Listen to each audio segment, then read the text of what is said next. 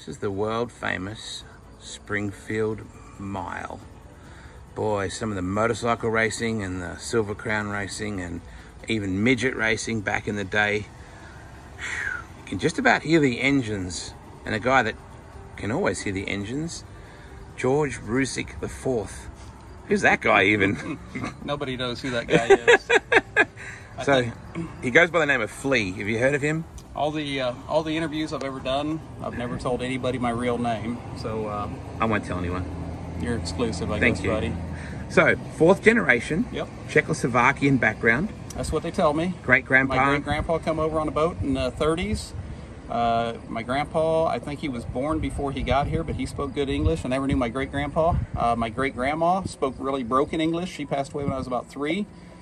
And then, you know, my dad come around in 1949, and I was born in 73, and we were all George Ruzics. And let me tell you, in the 80s and the 90s, it was really confusing when you got medical bills and stuff like that.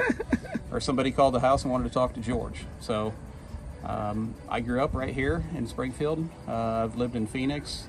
I spent some time in Knoxville, Iowa, lived in Indianapolis, and I always come back here because it's just home. I don't have many friends here. You know, all of my best friends all live in a different state. Nobody lives close to me. So, but I grew up, I actually live in my grandpa's house. When my grandpa passed away, that taught me everything. I bought my grandpa's house, and it's about a mile and a half through those woods over there. You can hear the Silver Crown cars from there. I can hear the Silver Crown cars practicing before I ever get to the track at 8:30 in the morning. And like I said, my grandpa, I was real close to him. He taught me how to do everything. And when he passed away, I bought the house because everything I've learned, I learned on that property. He built the house himself, so the only 2 people that ever lived in it was me and him.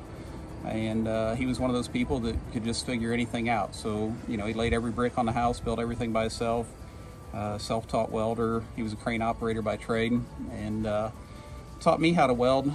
Actually, the first thing he taught me how to do was building engines. He never drove a race car himself, but always, you know, when he was a kid in the, whatever had been the 30s and the 40s and stuff, he was always hanging around the mechanic shops and firing up blow torches and working on motors, stuff like that. So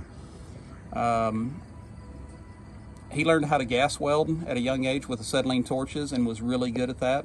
And he always liked building engines. And he built race car engines for people around here, motorcycle engines, stuff like that. And he built my quarter midget engines when I was a little kid.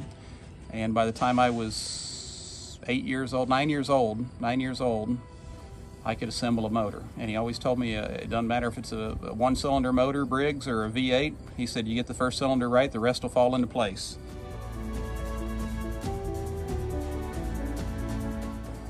When I was racing, you know, I ran quarter midgets until I was 15 years old and got the nickname the Flying Flea when I was about 7. And since I never liked my real name, I just stuck with the Flying Flea. And as I got older, we just dropped the flying part off and just kept with Flea. And by the time I'd made it to high school, all the people I went to school with and my teachers and all that just called me Flea. You know, the first day of school, and they introduce you and you raise your hand, and they always go, do you want to be called something different? Hey, I want to be called Flea. And that was kind of strange in 7th, 8th grade, 9th grade, but by the time you get to 10th, 11th grade, everybody's accepted it, and that's just normal life. So, and like I said, I'd rather it be that way anyway. I never really liked my real name.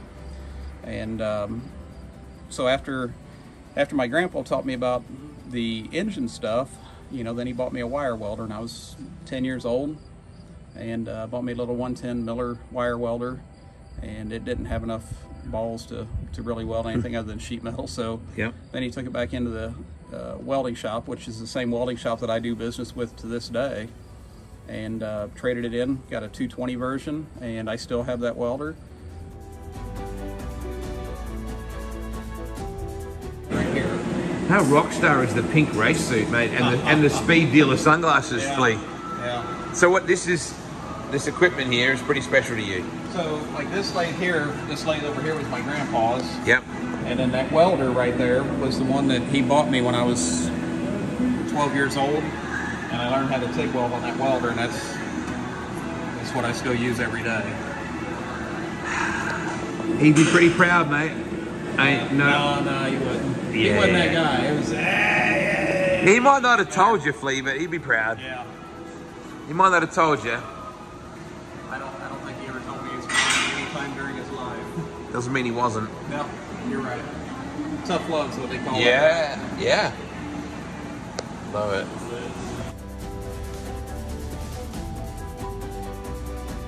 And after I practiced with it, and we had a friend that had a fabrication business, Fairing Iron Works, and they did ornamental iron and structural steel and stuff like that. And old man Bill Fairing was a real good welder, and he taught me a lot of stuff like TIG welding on aluminum, magnesium and stuff. When I was a young kid, my grandpa would take me there and sit with old man Bill, you know, during Saturday mornings and stuff. But Louis, his son, would give me, you know, square tubing and stuff. My grandpa said, you can't just weld to waste material now. You need to figure out how to do something with it. So I designed this little stand, a little engine stand, and I don't have any of them, but I built these engine stands out of 1-inch square tubing, and it bolted up to the oil pan holes on a Deco or a Continental motor. And the stand would sit on a workbench, and you can flop it around and tighten it down and pull the piston out or the crank out or anything you want and just work on your motor. So I built those and took them to the quarter midget track, and I sold them for 25 bucks a piece. I spray bombed them with some Krylon, and that was it, you know. So little old 11-year-old Flea Ruzic was an entrepreneur already. I never was an entrepreneur, but my grandpa said, hey, you got to do something. Or he was a hard person, you know. I mean, he was the kind of person to just put his foot in your ass, or he just tell you, hey, you're not doing it unless you're doing it, you know, to do something positive with it. So very, very much tough love. Never, to the day he died and passed away in, I think, 2001, and never told me I did a good job on anything. You know, I knew he thought highly of me. I mean, but you know, it's just never any words of encouragement or nothing like that. Hey, get it done, get it done better, make it quicker, stuff like that. So he had a machine shop in the basement of the house, where he had you know, lathe and a milling machine and stuff like that to do motor work, and I still have all of that equipment.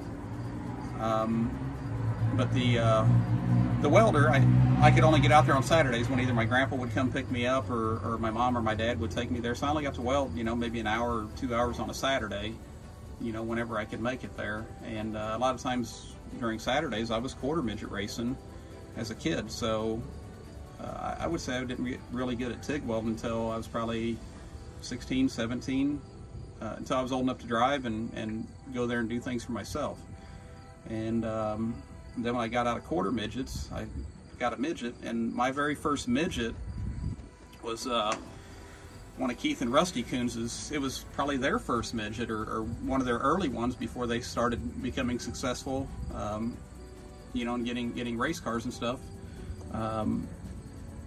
And that first midget, I ran it about 5 times, and I crashed it at Moberly, Missouri, and it had a steel block Chevy 2 motor in it. I think it was a J&J car that I think Jack Elam might have built, and Keith, you know, I crashed that thing. It had a manual steering box in it, so every track you went to, you know, they would disc the tracks up, and that car would follow. That's the way manual boxes were. They followed every groove in the track going down a straightaway, and then you gained control again back in the corner. But the car was destroyed, and Keith, you know, Keith posted on Twitter one day that he kind of always wanted to have that car back, and I had the radiator and the brake pedal and motor plate and some oddball stuff, you know, so I boxed it all up and took it to Keith one night at Jacksonville. I don't know if it does him any good, you know, but I certainly didn't have many memories, you know. It probably meant a lot more to Keith than it did to me, so I feel like I got it in the right place. But got out of that and got another midget. Ended up got an Ellis midget through Kenny Weiland, and it was one of Paige Jones's cars that he'd run, you know, Ascot and the TV series and stuff with, and ran that for, you know, a couple years, and still didn't have any money. I'm a young kid, and we're probably about 1994. And I crashed that car and hurt it and needed another car, and got another one from Dave at the end of '94. And in '95, I talked to Dave enough, and Dave was a real good guy. I've seen Dave more this year than I had in the last 20 years. But Dave offered me a job, and it wasn't much. It was I think he gave me $250 a week and a place to live. And I moved to Phoenix and learned my trade, I guess.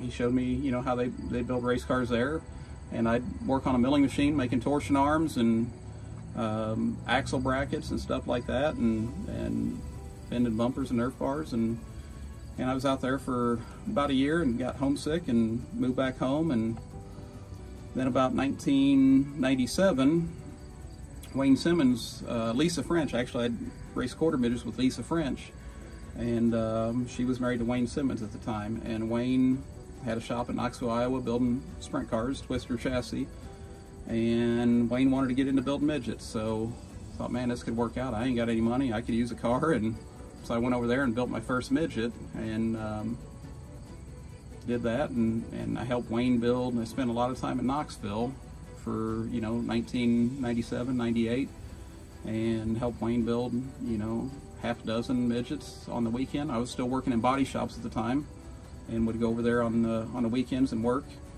And then in 1999, I got a job offer to move to Indianapolis and work at Stealth. They needed somebody to build a 600 mini sprint, and they hired a couple people and couldn't get the job done. I'd never built a mini sprint before, but fake it till you make it, right?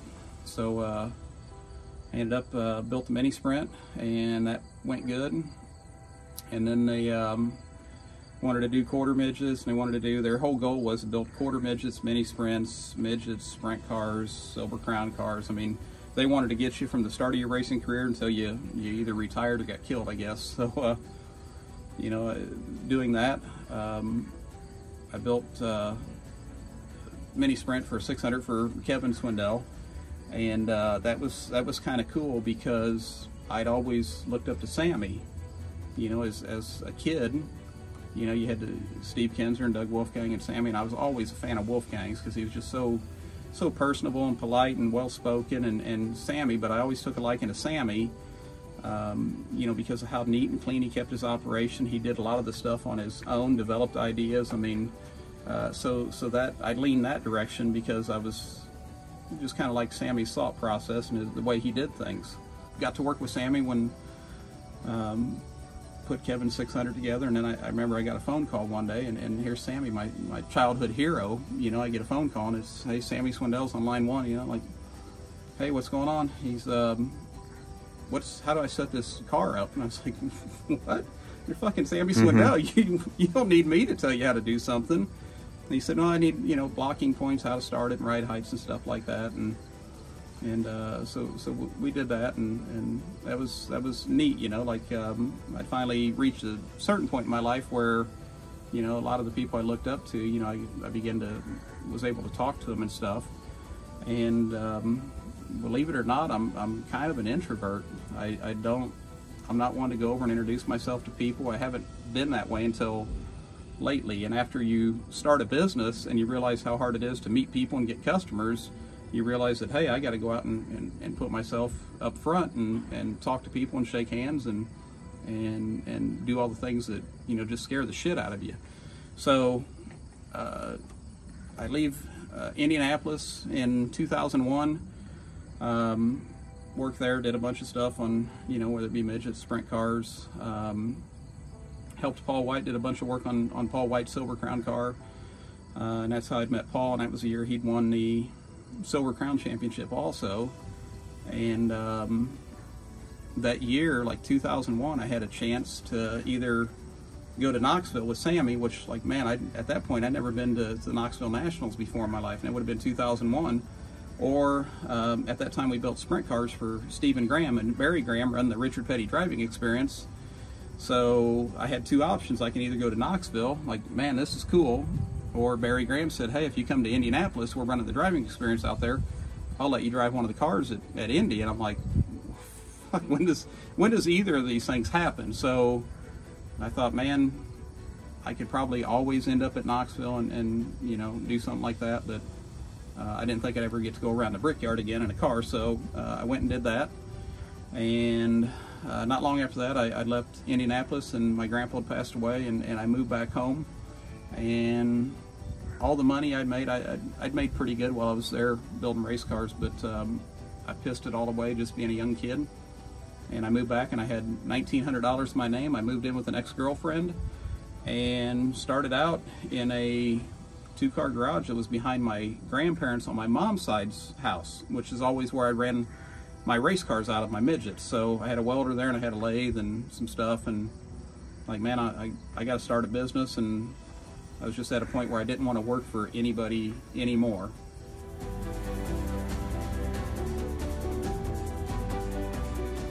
I'd done a couple of job interviews and told the people that, you know, like I might show up late for work. I'll be here every day and I'll work until 2 in the morning, but I might not get here until 8:15 or 8:30, and that seemed to be a problem with everybody. So, like, man, if I work for myself, I got all day to figure it out. And at that time, I needed to make 50 bucks a day.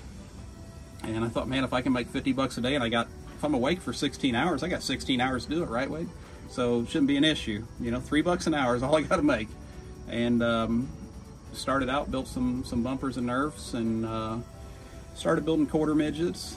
And it wasn't easy. You know, there's a lot of tight times, and there's weeks you eat really good. You got a couple $1,000s in your pocket, and then you might not have that for another 2 weeks. But it all worked out in the end eventually. But the first 5 or 6 years I was in business, there wasn't a winter went by. You know, racing season stopped at that time, you know, into September, and you didn't have nothing going until April. It's like, man, am I going to be able to make it through the winter? You know, nobody's crashing, nobody's needing parts. And the Chili Bowl, you know, kept things going. I built some cars over the winter, whether it be quarter midgets or 600 micros. And so it all eventually worked, but like I said, it was tough. And then my next dilemma run into Monday mornings when you build quarter midgets or micros.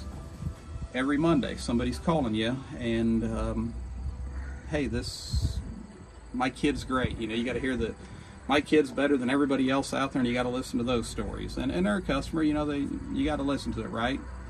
So, or then you hear another story that hey, my kid sucks and it's your car's fault. So I wasn't one to deal with all that stuff. So, you know, I kind of got away from building cars just to keep the sameness, you know, like just so I didn't have to, everybody's problems didn't become mine.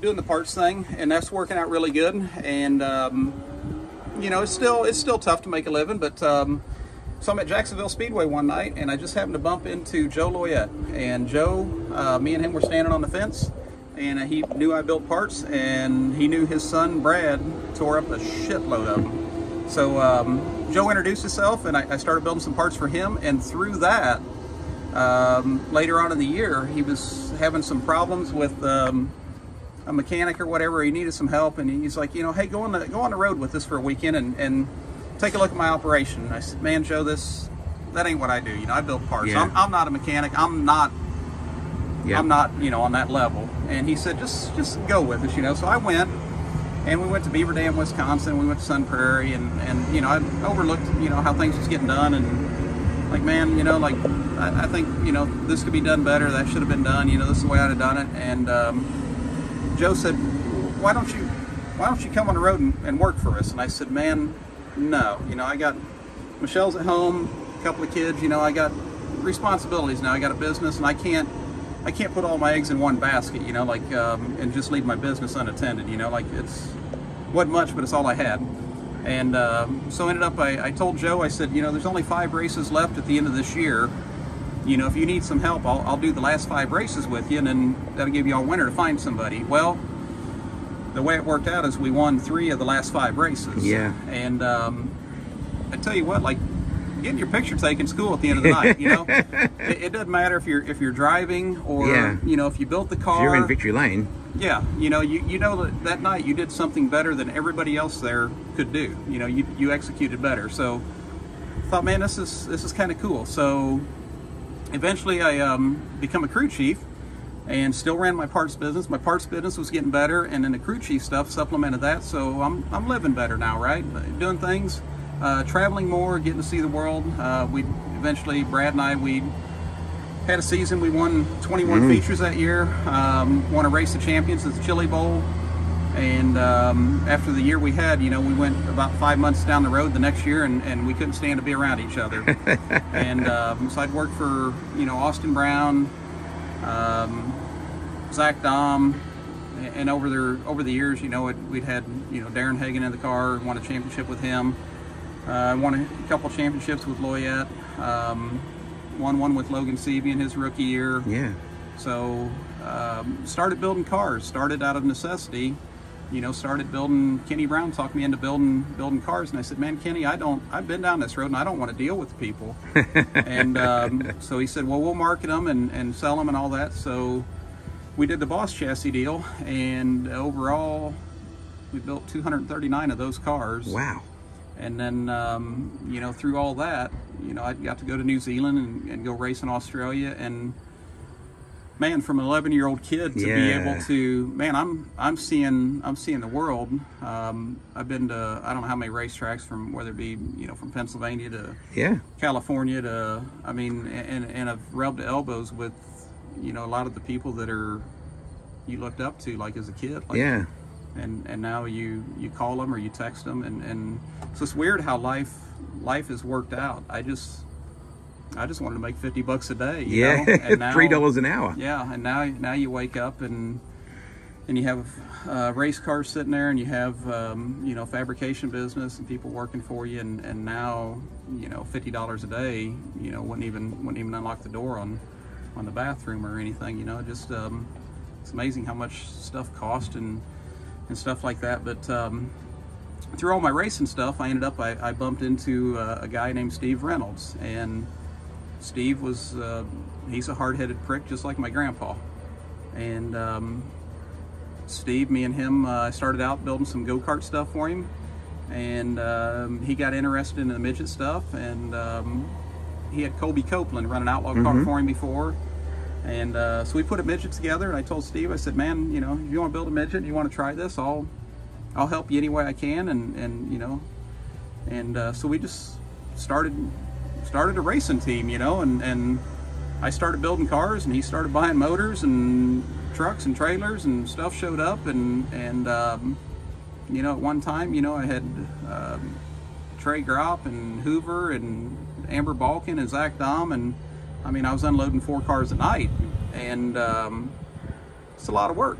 Yeah, it's a lot of work, and it was cool. It was something new, something different. Kind of got to do it my way for a change, and but man, it's brutal. It's brutal. It you know, a lot of work. You know, when you want to sweep the shop floor, you got 10,000 feet of shop floor to sweep, or you know, when you clean the trailer, there's 44 feet up top, 44 feet on the bottom. You know, so.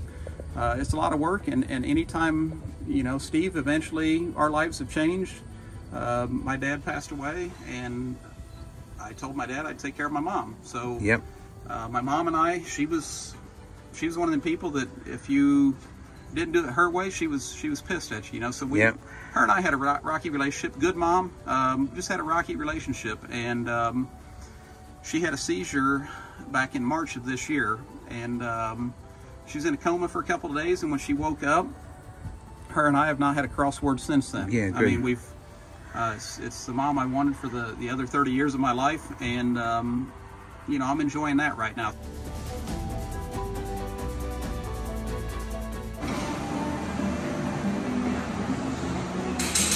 So you got a fab shop and a race shop. Yeah. Okay. Yeah. And your mum's house is right next to here. Mom and Dad's house. I knocked a house down here, and I built this fab shop here. So whenever I was in town, which was rare at the time, I could walk next door. My parents could walk next door and see me every day. So out this door and to the right is your mum and dad's house. Yes. That's cool.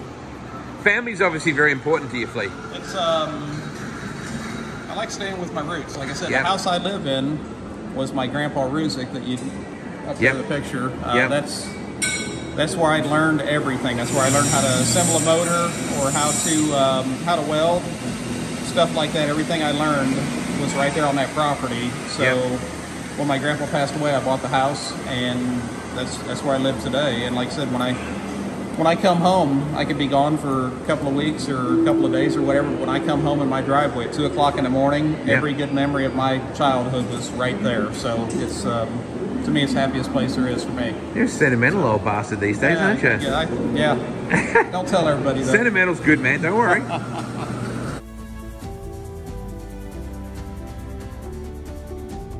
Flea, where is this spot? Where are we right now? So we are in Springfield, Illinois, and we are at the site of the original Springfield Speedway.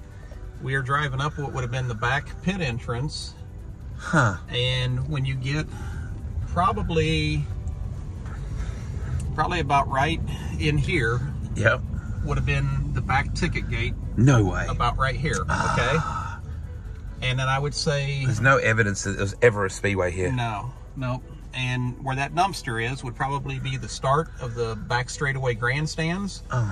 And they would have went down. Turns 3 and 4 would have been over by those orange doors over there. Yep. And that was a Kmart parking lot. If you went over the fence and turned 3 and 4 over there, you flipped into Kmart parking lot. Did people do that? Several had done it. Out of the yard. One guy actually landed on somebody's Corvette out there. So 47 to 87, you said? 47 from 1947. Joe Shahane put it in, and it operated until 1987. And my grandpa on my mom's side, my grandpa Fry, was a carpenter here. Built all the grandstands, concession stands, stuff like that from 1949 to 1987. My grandma Fry, his wife, worked the back ticket gate, so she would be sitting here every Sunday night, sitting right here selling pit passes and tickets to get into the back stands. My mom was a bartender in the clubhouse, which would have been probably about where that bank's sitting right there. Yep. And that's where her and my dad met. And then, like I said, Wes Harden, the guy you met first thing this morning there, Wes was a midget racer later on in life, but he started out as a young kid, and he was an assistant to my grandpa Fry, painting bleachers and cutting boards and whatever else. So this is where it all would have set. The start-finish line would probably been where the Walgreens just past that stop sign over there towards the Walgreens. Gosh. It's just sad there's not anything here, not a sign or anything. Yeah, and like I said, everybody come in town. When you come in to run the Springfield Mile, you know, for the Benton Hudson 100 now or whatever, they would come in. The midgets would run, you know, Vogler and Kenyon and those guys, and Steve Butler would run sprint cars later on. But they would run Springfield Speedway on Friday night, and they'd go out and they'd run the Springfield Mile on Saturday, and it was just part of the deal, you know.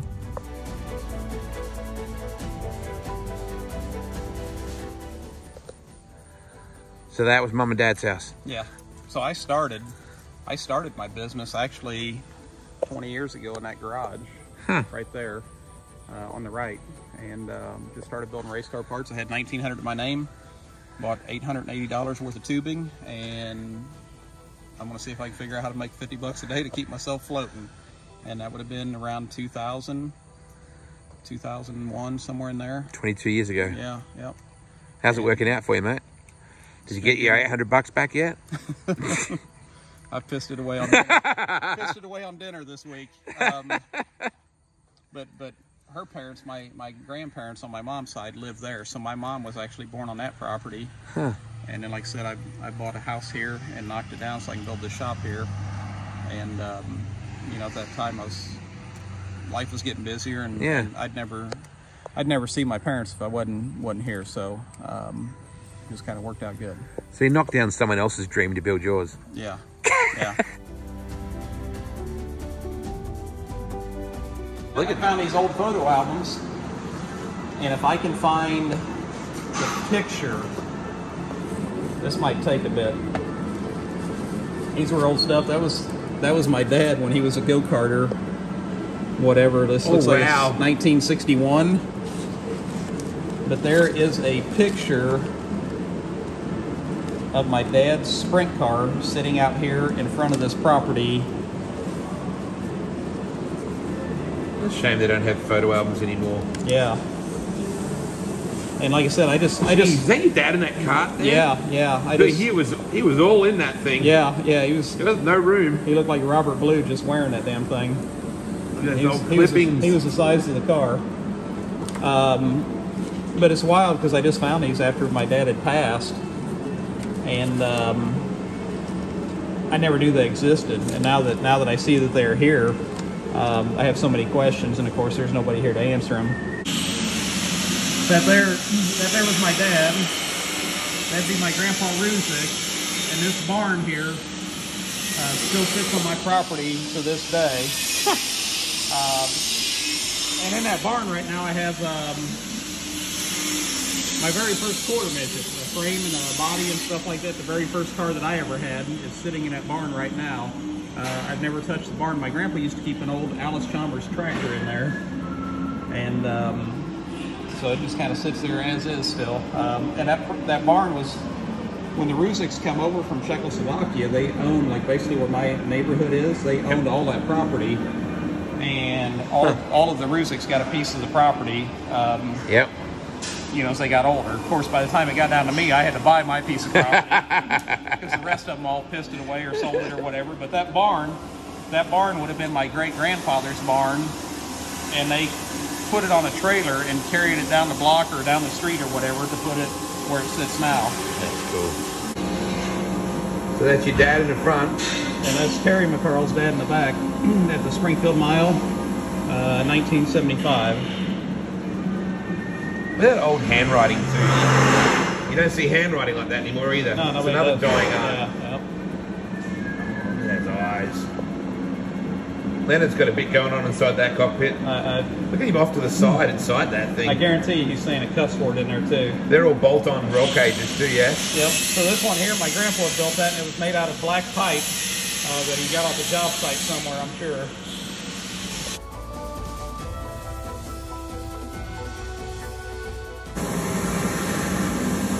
She just leaned over in that thing.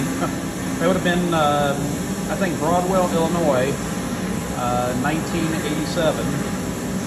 And that newspaper underneath you there. So my mom used to write the quarter midget newspaper back in the day, so that's why that was in the old family album. But the story about this car here was we went down to Florida and picked this car up and bought it off of a guy named Joe Renna. I don't know if you ever heard of Tony Renna. Yeah. So that would have been one of Tony's cars. I like the flames. I like having style in my life. So where's your dad in that picture? So my dad was right here with the big trucker cap on. Oh yeah. This would have been 1980, and I remember going. This young Jimmy Mohan, Jim Branham, that was Branham's Paint and Body. And this here was Paul Green, who was a realtor. And then Chuck Fuller here was a partner with my dad. That's why it's Ruzic and Fuller Racing Team. Chuck Fuller ended up working with Bert Emick and on the All-Stars tour later on in life. This was my dad's best friend, Bill Stewart. And I remember going to Des Moines, Iowa, to Leonard McCarl's house and picking that car up with my dad. And if I remember, what I do remember is going to Leonard's shop, and Terry confirmed this. I remember getting the car, and then I remember Leonard walking around to the back, and there was a room with a dirt floor, and Terry said that was an old lean-to, and Leonard had cages and stuff pre-bent, and I remember like chassis parts hanging on the wall where you can just grab the part off the wall and start building the car. And then I remember going in the house, and Terry was probably either asleep. I'd have been like 4 or 5 years old, but Terry was either asleep or probably watching Scooby-Doo or something. And Terry's mom, which I think is Judy, got me some Kool-Aid, and it was grape Kool-Aid out of the fridge. And I sat there on my dad's lap, and him and Leonard exchanged stories for a little bit. And I don't remember this part, but I think my dad and his friend Bill Stewart were drinking on the way home, because I remember when we got home, Mom was pissed that they were drinking and I was in the car. Yeah. And I believe when my dad went in the house, he told Bill, "Go ahead and go first." My mom had this habit of throwing shit. Oh. And she threw this big ashtray at Bill, you know, out of anger, and I think it broke his arm or his leg or something like that. So, yeah, yeah. Wow. It's good times back in the day. This here was a car that my family had owned, and that was the car that Jan Opperman won the Knoxville Nationals in. No way. Yep. And my mom and dad own that car. Yeah. The George and Rose's new sprint car, 8X, driven by Jan Opperman and winner of the Knoxville Nationals in whatever year. Dean Shirley won it.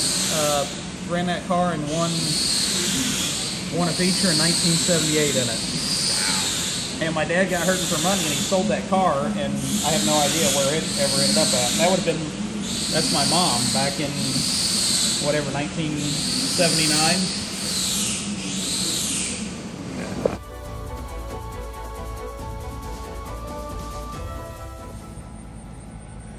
So I guess nobody parks there but Mum and Dad. Yeah, yep.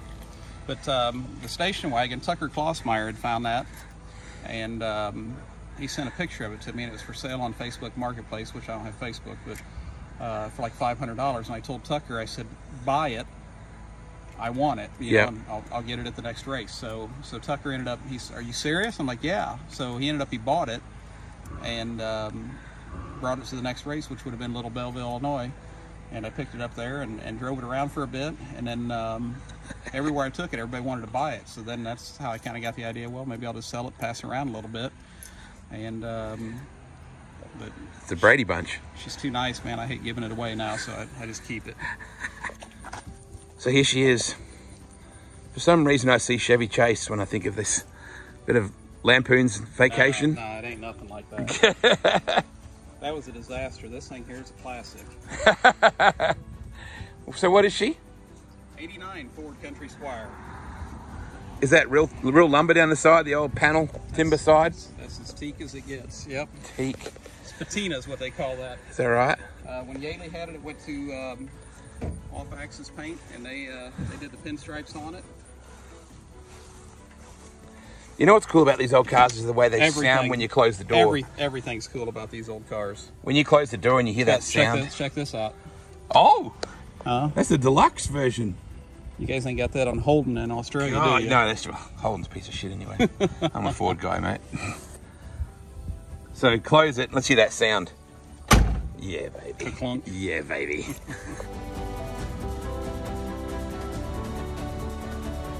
Quarter midget that eventually I'll restore. Eventually? Yeah. This here was a pavement quarter midget that I built for Jake Griffin, and it was really cool. It was offset car, pavement, and I just liked it, so eventually I found out who owned it, and I was able to get it back. That's a parts car that I was going to rob all the parts off of for my first quarter midget that I have at my house.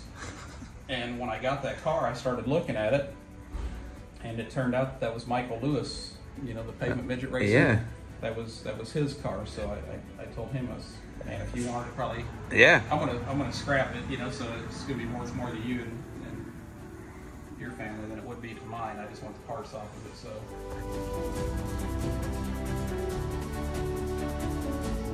See. That's the panel off that car. Dude, you got to start your own museum, Flea. This is ridiculous. You've kept everything. You know what they say? The difference between a hoarder and a collector is the size of their building, right? Wow. You got a lot of stuff here. You need to be hanging it up. I got too many projects. Like I said, I got quarter midget I want to restore. This old sprint car I want to do someday.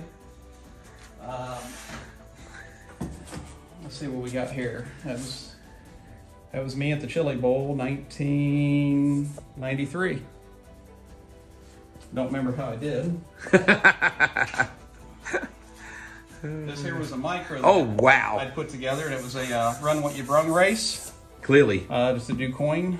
We ran DuQuoin indoors, and we ended up being like 0.3 of a second faster than everybody else in practice. A little bit of side bite there. And they come in and they told us it's no longer a run what you brung. Take all that shit off. And I don't remember. I think we ran second that night or something. But, the very first quarter midget, that would have been in Broadwell, Illinois, probably 1980. And this is the car that I still have at my house. I was only able to get the frame and the roll cage back. How old were you there?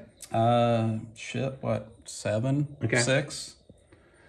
Not long before you started selling engine stands in the pits. Yeah. I was about 3 years away from being a engine entrepreneur or a welder. Yeah. But I was able to get like I said, the frame and the roll cage back. And then I didn't have a body for it. And Ryan Newman had one, because Ryan Newman's, he's worse than anybody I know. He's never thrown anything away. I think he's got his 2nd grade lunchbox still. And he had a new hood and a tail, and he gave it to me last time I was out there. And like I said, that Michael Lewis car, I bought that, and I was going to rob all the parts off of it to restore this car here. And I remember when this got painted. A guy that my dad worked with painted dump truck shit like that, and he painted this car. And I remembered it was like a metallic blue. And one thing I remember, Wade, and when we repaint the stuff, and you know, if I ever get this project done and it gets painted, Jimmy Clark painted it, and we wasn't sure if the paint was dry yet, and he stuck his thumb right in the middle of the hood, and it had a big thumbprint in the middle of the hood. No way. And then Fritz Conway lettered it. But when I get it all done, I'll make sure that thumbprint's back in the middle of the hood.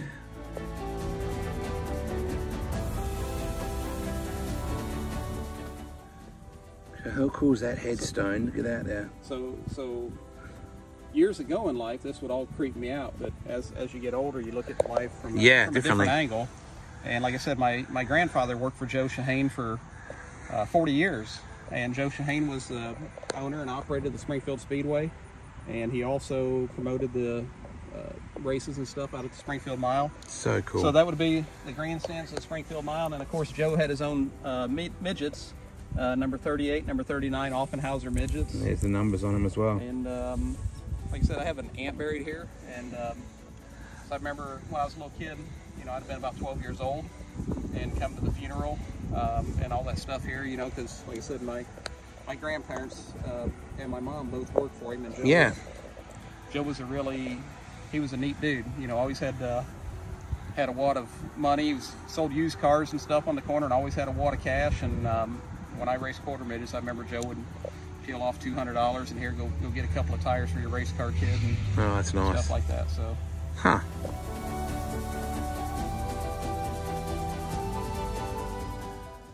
So there's a kid walking around the pits. He's 11 years old and he's got a little engine stand business rolling. He probably didn't dream that he'd have a really, really cool Team Ripper shop like this. Do you even give yourself a minute to think back to that? I never thought much about it as a kid. My grandpa, like I said, he just chewed my ass. And hey, if you're gonna waste material, you better waste it on something that's kind of productive. Yeah. And I waste my fair share of stuff these days. Yep. Okay, but I never thought it would turn into a business or anything like that. All I wanted to do was be a race car driver, but I guess I lacked the most important things: talent and money. Two fairly important factors. Yeah. But somehow it worked out, working on race cars, stuff like that. Like I said, everything that's happened, I never planned it. Yeah. You know, I thought, man, I could have got out of high school and just worked in a body shop my whole life and probably been fine. And like I said, it's just little things. One thing I tell people, Wade, is nothing surprises me anymore in life, because I could be one text message away from going to the Daytona 500, or one phone call away from hopping on a plane and going to Australia. Yep. Or whatever, you know. I mean, it just, at this point in my life, you never know what the next phone call is. Yeah. But no, I'd have been happy just working in a body shop, but it turned out I started building race cars, and here the fuck we are. So you've got a partner in all this? Steve Reynolds. I met Steve, and this is actually Steve's building, and he had outlaw go-karts. And I met him, and it was funny, how I met him was a guy that does all of our lettering, Doug Canham. Doug Canham called me up, and he was driving the go-karts for Steve. And it's funny, Steve, when he was a little kid, he grew up, you know, worked in a coal mine his whole life, and when he was a little kid, there was a guy in the edge of town that had a little service station and had this piece of crap go-kart with an old snowmobile motor or something on it, and Steve would go down there as a little kid and hassle this guy, you know, just want to help him work on his go-kart. And Steve eventually hassled him enough, the guy, to help him, you know, like let him work on a go-kart, and when the phone would ring at a service station, you know, Steve would pick up the phone, and he was, you know, 9, 10 years old at the time. Yeah. And on the weekend, the guy would go out to the edge of town, him and a couple of buddies, and they'd rest his cart around out in the field. And Steve always wanted to drive it, and it never happened. It never did happen for him, but he still worked on it, paid his dues, whatever. And as he got old enough in life and retired, he bought an outlaw go-kart, and that was, he was going to fulfill his dream of being a go-kart racer, you know, at 60 some years old. Wow. And he got in the outlaw cart, and he got stuck in it. He couldn't get out of it. He was 60 some years old and stuck in an outlaw cart, and wasn't nobody here, and he got stuck in it, and it took him about 2 hours. He said he sat in there and finally got out of the cart and realized that he couldn't drive it. So he hired Doug Canham, and he had other people drive it over the years, Colby Copeland, and whoever, you know, Maria Kofer, Carter Sarf. Yep. I think Max McLaughlin ran for him for once or twice, Chase Briscoe. And so Steve needed an exhaust welded up, and Doug Canham called me, and like I said, Doug and I had been buddies forever, because his dad lettered all my quarter midgets when I was a kid, and Doug lettered my race cars, you know, when I raced midgets. And Doug said, hey, that guy I drive the go-karts for, he needs exhaust welded up on his go-kart. I said, okay. He said, can I send him over? I said, yeah, but tell him, don't stand around and bullshit, you know, just come here, I'll weld it up, and that's it. And because the last thing you want, like at your fab shop, is just people just walking around, hanging around, just wasting your time. And so he showed up, and I welded it up, and, you know, it was $20 or whatever, and he paid me, and he went off. And then the next day, you know, Doug's like, well, it was marked wrong or whatever. He needs it re-welded. He's got it all cut apart. I'm like, yep, send him. Same deal. As soon as I weld it, though, get the fuck out of here. And so that was the deal. Well, the third day, Steve was comfortable. So he showed up on his own, and never really left. Never really exited my life. And eventually I started building go-karts for Steve, and then he seen that I did midgets and that, and got interested in it. And he bought a midget, and we put it together, and I told him, you know, hey, you get the car and I'll help you out and do whatever you need on maintenance, however I can help you, you know. And we had Jason McDougal run it once, and then Colby Copeland, and then we decided to, I don't know, just got out of control, you know. Trucks, trailers showed up, cars, motors, and next thing you know, there's 7, 8 race cars here to take care of. And Steve is about like my grandpa Ruzic. I mean, he just never told me I did anything good, never. I mean, it's, and we still talk every day. But the way life is, after my dad passed, you know, I had my mom to take care of, and that's just become a little bit more important now. And it's hard for me to manage being on the road. You know, something would happen, and here I am, it's 2 o'clock in the morning, and I'm in Florida or something like that. And Steve's life's changed. He's in Florida. Him and his wife, and they got a couple of dogs, and the dogs are big labs, you know, and they're young, and they're it ain't nothing for one of the labs to knock his wife Joyce down and drag her across the driveway. So Steve needs to be there, take care of that stuff. I got other stuff going on, and there's a lot of money sitting here, and like I said, it's almost too big for me to manage, you know. It just I wasn't having any fun, and just things change, you know. So what I like to do, I'm going to keep a midget. I got a non-wing car that I just kind of got finished up. And then, like I told you earlier, like my wing car, you said you liked the TMC car, and I was always a big fan of Sammy, how nicely he kept everything. So, you know, here's all the stuff for the wing car. Everything's been polished. Oh, yeah. Steering arms, chrome plated.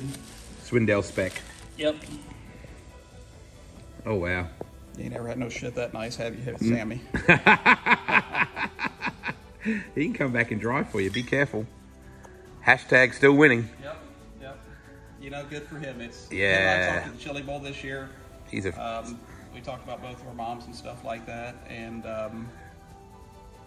if you never had the chance to just stand there and talk to Sammy, like, you know, person to person, like, you'll probably misjudge him, you know. Yeah.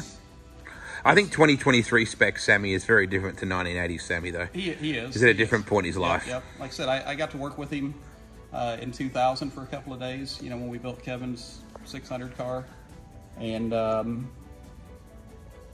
you know, I guess you'd say he was frigid, you know, like didn't interact real well. And he's mellowed out a lot, and I think age does that to a lot of us. But Sammy's a good dude.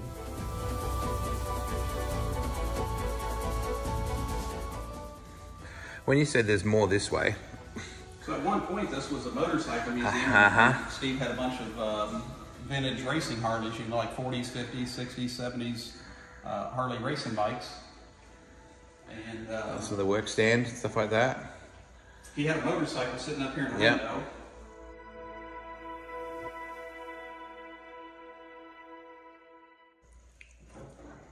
And this is something here kind of cool. You ever heard of a guy named Brad Doty? yeah. So Brad made that for me, a little TIG welder light. He's such a clever guy. Oh man. That's Ron Schumann in the Opexco car. Yeah, wow. I did. Gosh. Here's one of my oil paintings here. One of, I think, 2 of them that I've kept. You sell them? I sold them, a bunch of them at the Chili Bowl a couple of years ago, and kind of used that to basically free up some space at my house. and then you know, the money, you know, like I could throw it into diesel fuel for the truck or whatever.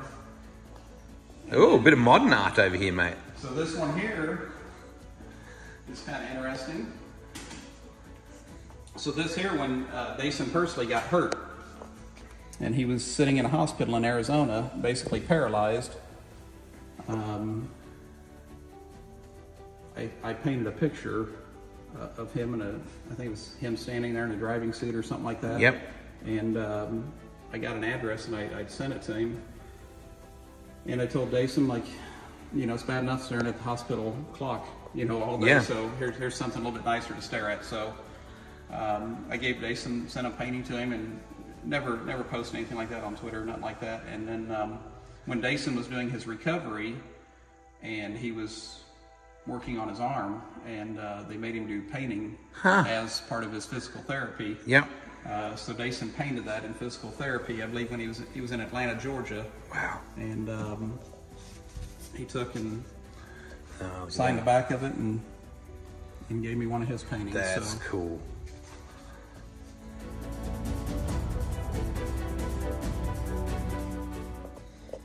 So what we have here is, this was, first off, it was my favorite race car. I don't know, it's probably 4 years old, something like that, probably 2019 I built it. Yep. And this was, as far as I'm concerned, every time we put this car on the track, it just always had a happy spot. So what do? You take it off the track. Yep. And the reason I took it off the track was my grandson, the very first race my grandson went to, we won in Little Belleville, and there's a picture of me and my grandson sitting on the left front tire. Yep. And so I just thought it was a cool moment. It was a good car, and then Steve had pulling tractors, and his pulling tractors was painted just like this. So I redid the car, painted it up like his pulling tractors, and we took it to the Chili Bowl, and Trey Gropp, I think, missed the A lane by 2 spots. Oh wow! If they'd have threw the checkered flag 2 laps earlier, we'd have been in the A, but it's just the way life is. So anyway, the car means a lot to me because it's painted like Steve's tractor, and you know, the connection with me and my grandson. So after the Chili Bowl, I took the car apart and brought it up here, and it's just one of them things I'll keep. The Evel Knievel car, like everything else, you know, like somebody offers you some money and you sell the car. Yep. And I had the body panels, and they were real cool, and didn't know what to do with them, so yeah, that's clever. I had Jim build a side and hung all the parts off of it, and I still got to get a number put on the tail, and I was going to do a little piece of aluminum here for the air filter cover, and then I was going to do a piece back here for Justin's helmet, but you know, I still got time, right? Yeah, because that's something you got plenty of. And then, yeah, that's cool.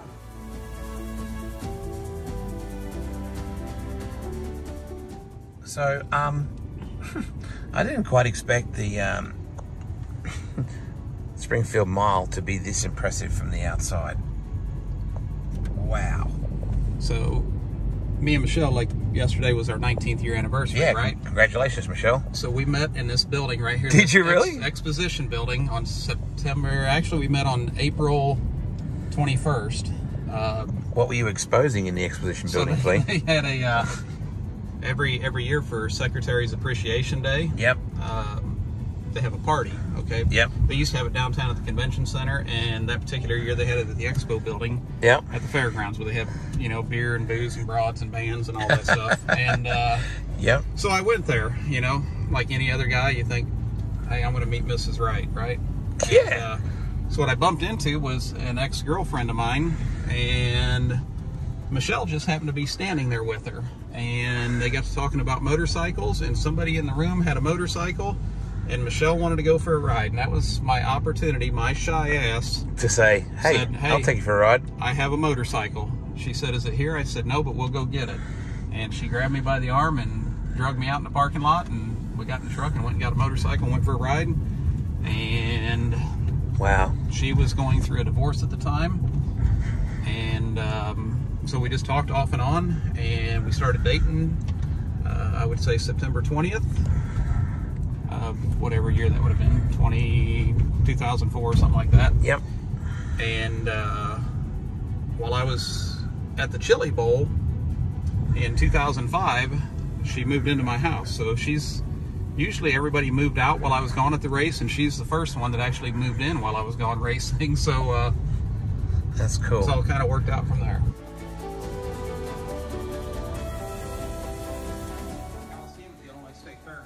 So you raced here? I raced here. 1983, we ran indoors at the convention center, Prairie Capital Convention Center, with the USAC midgets. And we did that. You ran midgets in here? No, this convention center right downtown on concrete. Oh, yes, yes. They run 1983 and again in 1984. And I wasn't able to win either of those races, but in 1983 I went to the Decatur Civic Center, which is the next town over, about 30 miles away, and I did win a race there. So we raced here in 1987, and the last race I run here in 1988, I was finally able to win a race right here. It was the only race I was able to win in my hometown. God, it's beautiful, isn't it? Yeah. It's so beautiful. But wow. You know, you end up with a race shop, and you got 7 or 8 midgets there. And at the time, you know, when my dad passed, I was wanting to put a non-wing sprint car together and a wing sprint car, and just do some different things. And you know, you sit there and you look at, you know, at one point, you know, I was, man, if I could just make $50 a day. Yeah. And now you got, you know, a fleet of race cars, and you're filling a toter home up that's $600 a day in diesel. And you know, you got motor rebuild bills that are, you know, $20,000, and you know, the amount of checks you write at that point, you know, to make your life go around. Yeah. And you're thinking, man, you know, you never thought any of that stuff was possible. You never think you'd write a check with that many zeros at the end of it. And when you wrote an $800 check for steel that first time, which is pretty old. It was half of my net worth, you know. It was half of my net worth. But has it been worth it? It's been a cool journey, dude. It's and it's not over. No, it ain't over at all. You know, I'm still in my 40s. I mean, but man, I there's so many things I've got to do because of, and I tell people it's just what I've been able to create with my hands. Yeah. You know, because I don't have any brain power. If I had any brain power, I wouldn't have a freaking race car for sure.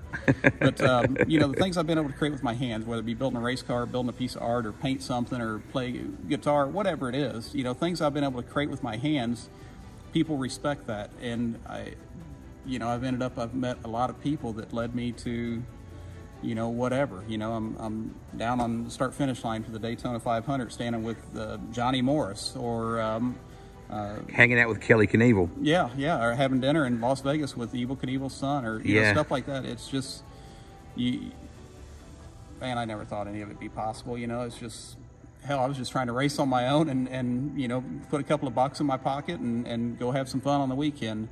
and I've turned it into a career somehow. I don't have to get up at 8 o'clock to go to work.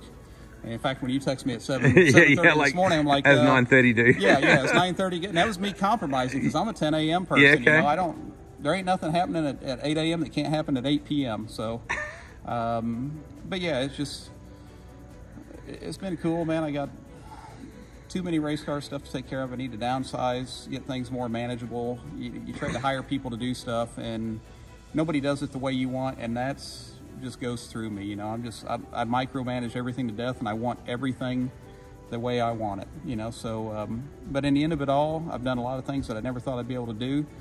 I've done a couple things that I thought I'd be able to do, and man, I've seen the world and done a lot of it on somebody else's dime, you know, like working on race car stuff like that. So yeah, like I said, you never know what the next phone call or the next text message holds. It's nothing surprises me at this point in my life. 11-year-old kid was towing engine stands around, selling them in the pits, and now look at it. That's cool, mate. That's what it's all about. Hard work, right? And believers, because you've had believers along the way. Yep. Right? We all have them. And you don't ever know. You know, it's one thing. Brian Brown told me something. You know, me and him went and did a sprint car race in Wichita, Kansas. I don't know, 10 years ago or something like that. And Brownie told me something. He said, you know, treat everybody, you know, decent and respectful, because you don't ever know who's walking up to you. You don't ever know what the person next to you, what they have, what their intentions are, what they went through. Yep. So you know, just be good to everybody, and you know, I try to be that way. Racing's been good to me. Anytime I teach somebody something, or if somebody needs advice, I try to be open book with everybody, and that's something my mom always thought was weird. You know, she's like, don't tell those people how to do stuff. You know, they'll be taking your job. My grandpa always said, if you're good at what you do, you will always have work. So you know, I think I'm pretty decent at a lot of the things I do, so I'm not insecure about that. But you know, there's so many people that help me along the way, so anytime I can give somebody some advice or help them, it's keeping the dream alive for, you know, that little kid, that 11-year-old kid pushing engine stands, right?